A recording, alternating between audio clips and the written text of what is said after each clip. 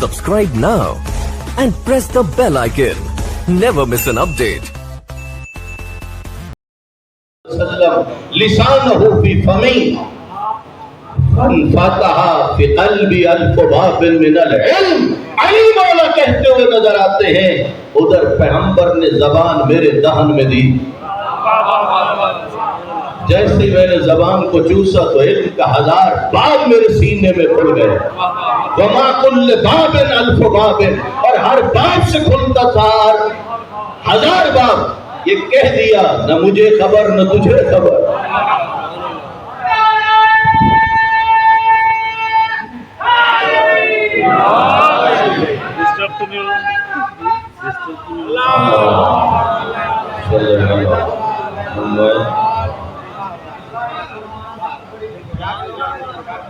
ماشاءاللہ.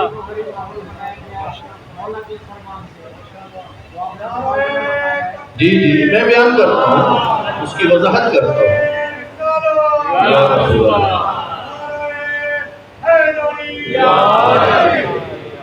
تو جو ہے جو علم پیغمبر کا وارث ہے وہ کیا فرما رہے ہیں, جو صحیح العقیدہ ہے اس کا گناہ جب وہ کرے گا توبہ تو جو کرتے ہیں کیا کرے گا توبہ تو وہ ہو جائے گا.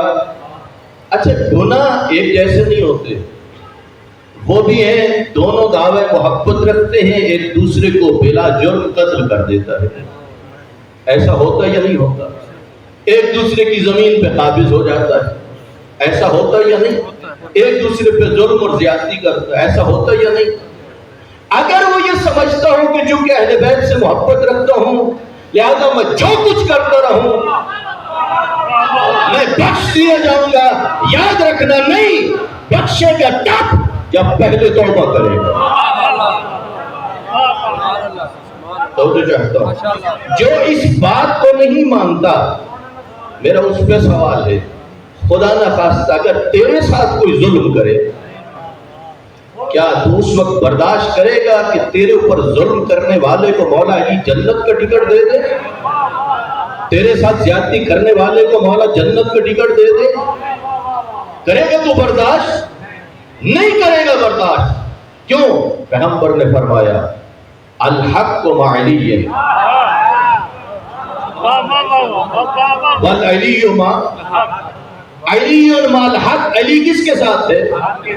اگر یہی دو ماننے والے آپس میں جھگڑا کریں, ایک بن جائے ظالم اور ایک بن جائے مظلوم, اور مولا کائنات کی کرسی عدالت لگی ہوئی ہو, مجھے اتنا بتائیے اس صورت میں امام کس کی حمایت کریں گے؟ جی مظلوم کی کریں گے نا حمایت, اور ظالم کو کہیں گے کہ تجھے کیا کرنی پڑے گی, تجھے توبہ کرنی پڑے گی. دیکھیں بات کو سمجھنا ہے, یہ حدیث گناہوں کی ترغیب کے لیے نہیں ہے. بات کو سمجھنا, یہ حدیث اس لیے نہیں ہے کہ گناہ کیا ہے کرتے جاؤ, نہیں, یہ حدیث آئی ہے گناہگاروں کو مایوسی سے نکالنے کے لیے. خدا فرما رہے ہیں لا تقنطوا من رحمت اللہ, تم اللہ کی رحمت سے مایوس نہ ہونا. اگلی بات بھی سن لیجئے, اللہ کے رسول نے میدان غدیر میں فرمایا, جب پیغام پہنچا دیا نا تو کہا یاد رکھنا جو علی اور علی کے 11 بیٹوں کی امامت اور ولایت پر ایمان نہیں لائے گا, فرمایا یاد رکھنا خدا اس کی توبہ بھی قبول نہیں کرے گا. اور فرمایا نہیں. اور آقا خمینی رحمت اللہ علیہ نے چہل حدیث میں لکھا ہے, کہا اگر کوئی جوش خطابت میں آ کے یہ میسج دینا چاہے کہ جو کرتا رہے اور پھر بھی تو جنتی بن جائے گا, کہا اس نے مولا کا کلام سمجھا ہی نہیں ہے. تو جو فرما رہے ہیں دیکھیے, اسی سلسلے میں آپ کی خدمت میں قرآن مجید کی آیت پڑھنا چاہتا ہوں, تو جو چاہتا ہوں یہ مولا کا فرمان گناہوں کی طرف راغب کرنے کے لیے نہیں ہے. سنیے, آپ اور میں کہتے ہیں نا ہم آپ کے موالی ہیں, بہت اچھا ہے, اطمینان قلب تب ہوگا جب وہ کہتے کہ ہاں ہم بھی گواہی دیتے ہیں تم ہمارے موالے ہیں۔ انہوں نے کتنی ہستیوں کے بارے میں گواہی دی، سوال ہے آج کیسے پتہ چلے؟ اور آج معلوم اور قیامت تک کے لیے معلوم کرنے کے لیے امام نے ایک طریقہ بتا دیا، اگر کہو تو آپ تک پہنچا دو۔ سننا چاہتے ہو؟ جو بھی چاہتا امام مجھے سرٹیفکیٹ دے دے کہ میں ان کا موالی ہوں، امام کہتے ہیں آؤ ہمارا سرٹیفکیٹ لینے کے لیے معیار یہ ہے من کان مطیعا للہ فہو لنا ولی، جو اللہ کی اطاعت کرے گا ہماری مہر ہے وہی ہمارا موالی ہوگا۔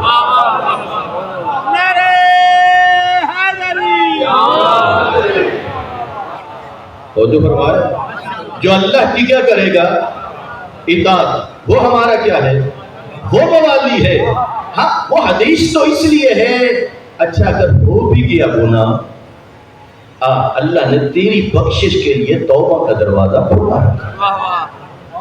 یعنی یہ حدیث گناہ کی رغبت نہیں پیدا کر رہی، بلکہ مایوسی سے نکال کے پھر ایک مرتبہ انسان کو خدا کی طرف لوٹائے، اور کہا وَمَنْ كَانَ عَاصِيًا لِلَّهِ، اور جو اللہ کی نافرمانی کرے گا فَنَحْنُ بَرَأُهُمْ، ہمارا اس سے کوئی تعلق نہیں۔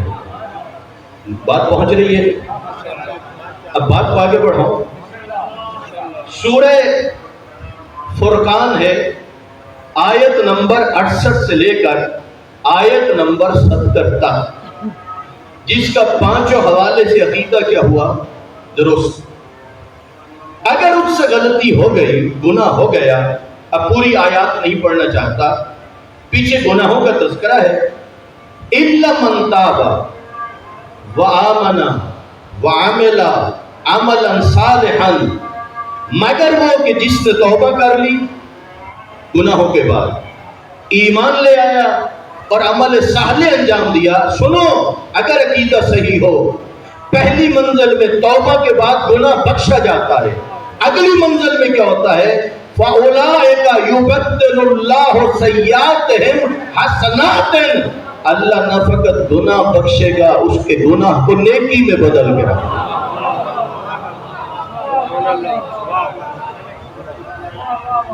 اور فرما رہے ہیں اس کی کریمی کتنی ہے، وہ مہربان کتنا ہے اللہ، کہ توبہ کے بعد کیا کرے گا؟ گناہ بخشے گا۔ صلوات بھیجیے۔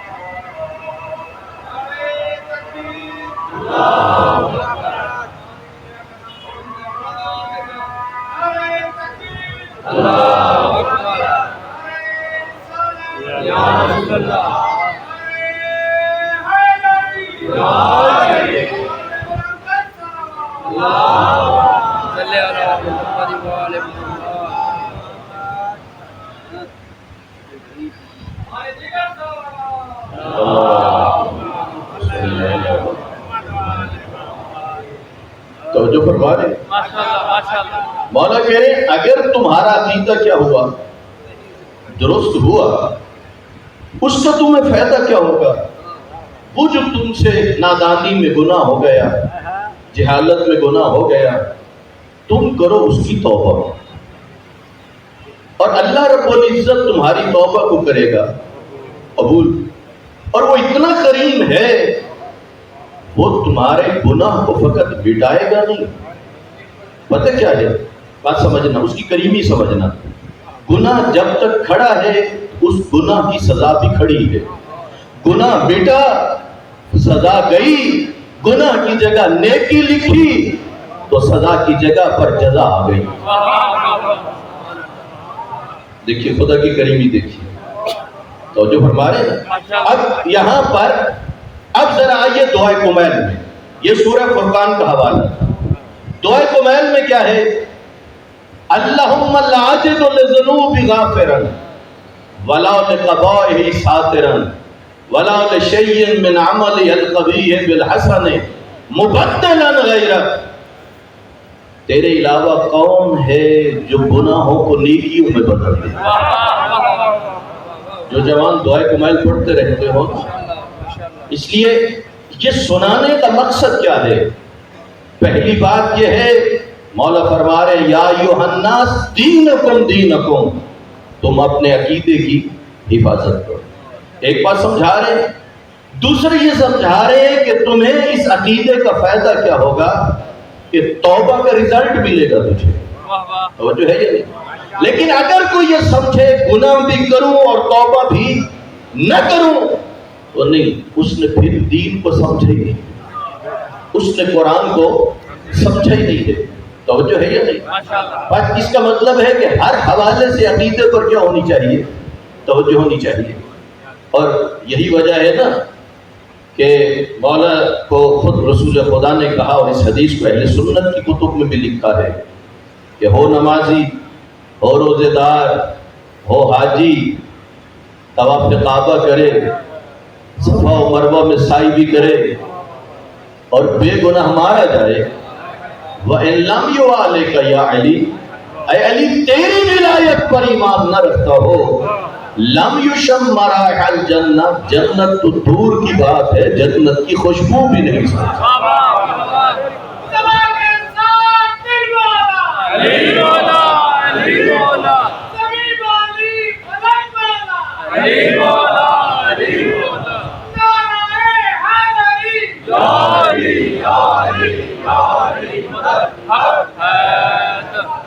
توجہ فرما رہے ہیں.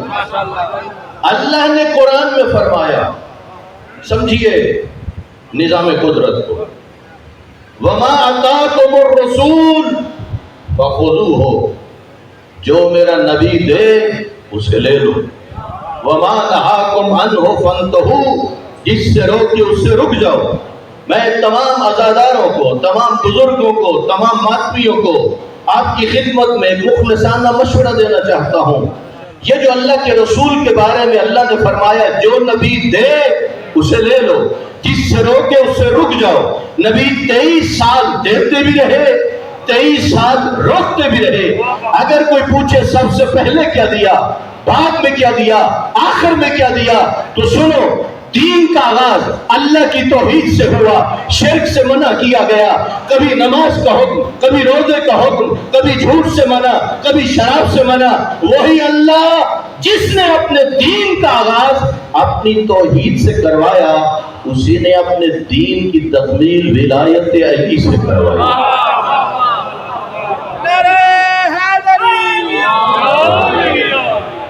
تو جو فرمایا جو میرے رسول دے اسے کیا کرو، جس سے روکے. کتنا عرصہ لگا؟ 23 سال. آج گھر جا کے مخلصانہ مشورہ ہے، 2 کاپیاں لے لو 50-50 روپے کی. خود صاحب مطالعہ ہو، اٹھاؤ تفاسیر احادیث کی کتب، دیکھو 23 سال میں اللہ کے رسول نے کیا کیا دیا. وہ اس کا ایک کاپی پر یہ لکھتے رہو، دوسری پہ لکھتے رہو کہ اللہ کے رسول نے منع کس کس سے کیا. کیا اس حوالے سے بھی بات نکالنا چاہیے یا نہیں؟ بات کو سمجھانا چاہتا ہوں. 2 لفظ ہیں، ایک ہے کافی، ایک لفظ ہے اچھا. دہرائیے ان دونوں لفظوں کو، کافی اچھا. ماہ مبارک رمضان گزرا، بہت سارے لوگ ہوتے ہیں روزہ نہیں رکھتے، قریبی مسجد میں افطاری کا سامان بھیج دیتے ہیں. کسی دوست نے پوچھ لیا بھائی آپ نے خود روزہ کیوں نہیں رکھا، افطاری کا سامان تو بھیج دیا. تو وہ جواب دیتے ہیں، کہتے ہیں بس کیا کریں، گرمی ہے، بڑا مسئلہ ہے، پر اللہ قبول کرے، میری بخشش کے لیے یہی کافی ہے جو میں نے افطاری دی ہے. اس کی خدمت میں عرض کرنا، جو تو نے افطاری دی ہے اسے بخشش کے لیے کافی نہ سمجھ، تو نے اچھا کیا ہے، کافی نہیں. نہیں توجہ کی آپ نے. تو نے اچھا کیا ہے. کوئی کہے میں یتیم خانہ تو بنوا دیتا ہوں لیکن میں نماز نہیں پڑھوں گا, مسجد تو بنوا دیتا ہوں نماز نہیں پڑھوں گا, اسے کہے یتیم خانہ بنانا اچھا ہے, یہ کافی نہیں.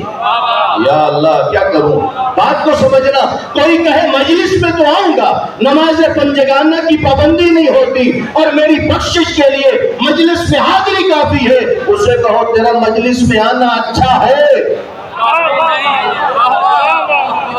نہیں توجہ نہیں ہو رہی. میں آپ کو کسی منظر پہ لے کے جانا چاہتا ہوں جو سال میں ایک جلسہ کروا دے, ایک خمسہ کروا دے, ایک عشرہ کروا دے اور باقی احکام خدا بندی کی پرواہ نہ کرے اور کہے میری بخشش کے لیے کافی ہے.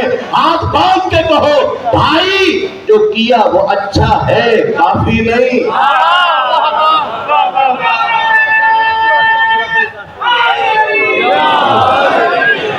اور جو فرما رہے ہیں نہیں, جو کیا ہے وہ تیرا مجلس میں آنا بہت اچھا, ماتمی حلقے میں پہنچنا بہت اچھا, نیازیں بنانا بہت اچھا, زیارات پہ جانا بہت اچھا, لیکن اتنا ذہن میں رکھ, اسے کافی نہ سمجھ. کافی کب سمجھ جو رسول دے. بات پہنچی ہے, جو رسول دے اسے لے لو. توجہ چاہتا ہوں, اللہ کے دین کا نظام محکمہ تعلیم کی طرح نہیں. بیٹھے اساتذہ محنت کرتے ہیں, 100% نمبر لے لینا.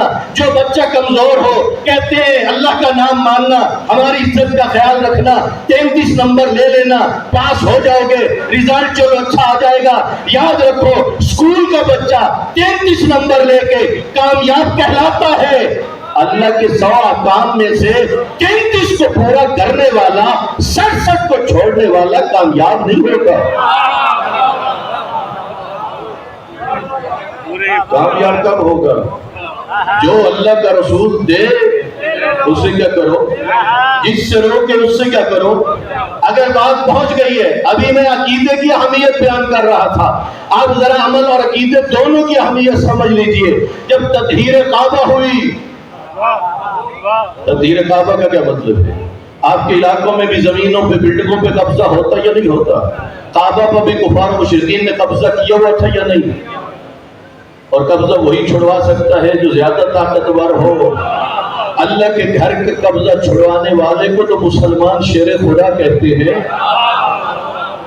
اللہ کے رسول نے کہا یا علی میرے ساتھ چلو, ساتھ بھی تھے.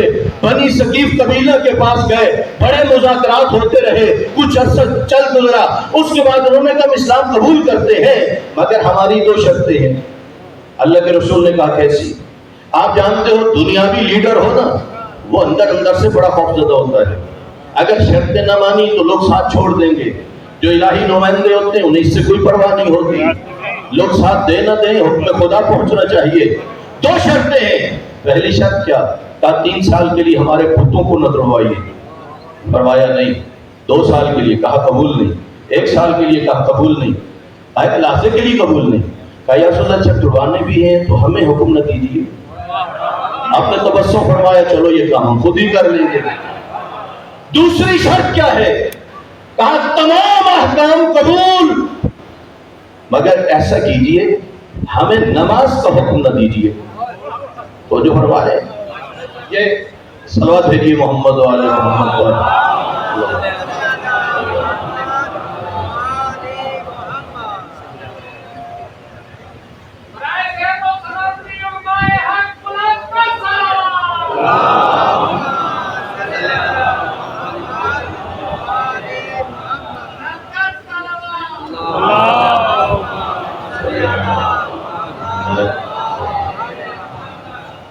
بہت دور سے قبلہ بخاری صاحب تشریف لائے ہیں.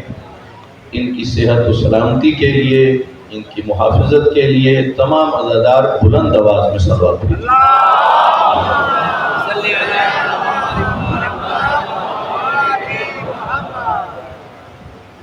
جی آخری جملے بخاری صاحب آگے منبر سنبھالیں گے اور آپ انشاءاللہ ان کی گفتگو سے مستفید ہوں گے. بات ذہن میں رہے, بنی ثقیف قبیلہ کی دوسری شرط کیا تھی؟ کہا یہ نماز کا حکم ہمیں نہ دیجیے, یہ استثناء مل جائے. اللہ کے رسول نے فرمایا لا خیر فی دین لا صلاۃ لہ، یاد رکھنا اس دین میں کوئی بھلائی نہیں جس کے اندر نماز نہ ہو۔ تو جو چاہتا ہوں یعنی اللہ کے رسول یہ بتا رہے دین اس وقت تک فائدہ مند نہیں جب تک اس کے اندر نماز نہ ہو۔ یہ تیرے عمل کی اہمیت کے لیے ہے، یہ نماز کی اہمیت کو ظاہر کر رہی ہے بات، توجہ ہے یا نہیں؟ دوسری جگہ فرمایا کثرت سے حدیث ہیں، ان میں سے علی من احب علیا قبل صلاتہ و صیامہ، دین فائدہ مند تب ہوگا جب اس میں نماز ہوگی، نمازی کی نماز تب قبول ہوگی جب دل میں محبت علی کا نور ہوگا۔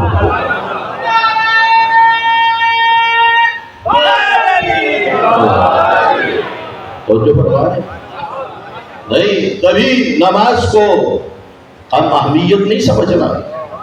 تیری اور میری بخشش کے لیے دو چیزوں کا ہونا بہت ضروری ہے، خدا کی رحمت اور خدا کا فضل، اور اہل بیت پیغمبر کی شفاعت۔ اور امام جعفر صادق علیہ السلام نے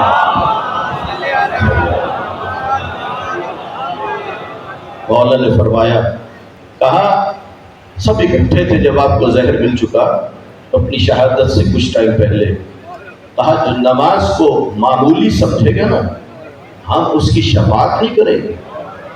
اس لیے اگر یہ چاہتے ہیں کہ شفاعت ملے تو پھر آج وعدہ کر کے اٹھیے، کبھی نماز کے مقابلے میں کبھی سستی نہیں ہونی چاہیے۔ اے کاش ہمارے ممبروں سے ان باتوں کو بار بار بتایا جاتا، جب مسلم کے یتیموں کی اور کوئی بات نہ مانی گئی تو انہوں نے اتنا ہی تو کہا تھا نا ظالم ہمیں نماز تو پڑھ لینے دے۔ پھر اس بات کو بہت دہرایا جاتا کہ محراب مسجد کوفہ میں جو مولا کا سارے اقدس شگافتہ ہوا اور امام حسن لے کے جانا چاہتے ہیں، کہا بیٹا پہلے مسلمانوں کو نماز پڑھاؤ، پھر شام غریبوں کو یاد کرو۔ وہ کون سا وقت ہے جس میں اہل بیت پیغمبر نے نماز کو اہمیت میں دی؟ اول وقت نماز ادا ہوئی، کس قدر سخت امتحان تھے۔ علامہ شیخ اختر عباس صاحب لکھتے ہیں جب یہ قافلہ کربلا سے چلنے لگا اس وقت نبی زادیوں کے ہاتھ بندھے ہوئے تھے، بغیر پلانوں کے اونٹوں پہ سوار کیا گیا، بچے یا اونٹوں کی پشت کے بالوں کو پکڑتے تھے یا اپنی ماں کے دامن کو پکڑتے تھے۔ حکم یہ تھا سپاہیوں کو ان اونٹوں کو دوڑاؤ، وہ اونٹوں کو مارتے تھے، اگلے اونٹوں کی پشت سے گرنے والے بچے پچھلے اونٹوں کے قدموں میں آتے تھے، قافلہ چلتا رہتا تھا۔ علامہ شیخ اختر عباس صاحب بہت بڑا نام ہے، وہ فرماتے اور ان کی کتاب میں لکھا ہے ایسی جگہ آئی رات کا وقت ہے، وہ نیزہ زمین میں گڑ گیا جس کی نوک پہ مظلوم کربلا کا سر تھا۔ سپاہی نکالنا چاہتے، نیزہ باہر نہیں آیا، شیور کو اطلاع دی، یہ لعین تازیانہ لے کے آگے بڑھا اور میرے مظلوم امام کی پشت پہ سطریں لکھنا شروع کی۔ امام قریب آ کے کہا بابا کیا وجہ ہے، آپ کیوں رک گئے؟ عزاداروں امام حسین کی رخساروں پہ آنسو جاری ہو گئے۔ کہا سجاد کیا کروں، پہلے گرنے والے بچے تھے اب گرنے والی میری بچی ہے۔ اجر قبل اللہ اتری ہے میری آقا زادی جن کے نام پہ یہ خمسہ ہے، جن کے نام پہ یہ خمسے کی چوتھی مجلس ہے۔ بی بی چلی پیچھے، شیخ الجامعہ نے لکھا ہے، کہا جب بی بی جلدی سے آ رہی تھی نا دیکھا ایک سیاہ برقعے والی بی بی بیٹھی تھی، گود میں اسی بچی کو لیا ہوا تھا، دور سے کہنے لگی علی کی بیٹی تیرا شکریہ ادا کرتی ہے، اس بچی کو تو بہت ظلم ہوئے، کون ہو جس نے اپنی گود میں بٹھایا ہوا ہے؟ جب بی بی قریب پہنچی چہرے سے نقاب ہٹایا، کہا زینب پہچانا نہیں، میں تیری ماں زہرا ہوں۔ اللہ